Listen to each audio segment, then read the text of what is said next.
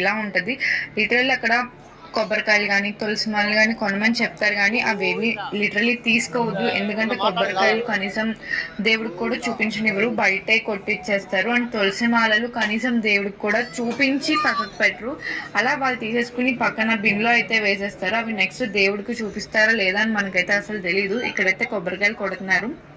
మనం గుడికి వెళ్లే ముందు, పార్కింగ్ కి చేసే ముందు బైక్ వెనకాల, కార్ వెనకాల కొంతమంది షాప్ వాళ్ళు పరిగెడుతూ ఉంటారు, మీకు పార్కింగ్ ఫ్రీ ఇస్తాము, చెప్పులు స్టాండ్ పెట్టుకోవడానికి ఫ్రీ ఇస్తామని చెప్పి. అదంతా పెద్ద స్కామ్ అండి, ఎవరు నమ్మద్దు. ఎందుకంటే వాళ్ళు అలా మీరు ఫ్రీ ఇచ్చాక వాళ్ళు పక్కాగా మీతో 600-700 వర్త్ తులసిమాల అయితే కొనిస్తారు వాళ్ళ షాప్స్ దగ్గర. సో ఎందుకు తులసిమాల కొనద్దంటున్నానంటే అది లిటరలీ దేవుడికి వేయరు. సో మీరు మనీ వేస్ట్ చేసుకుని ఆ స్కామ్లో ఇరుక్కుని అయితే వెళ్ళొద్దు.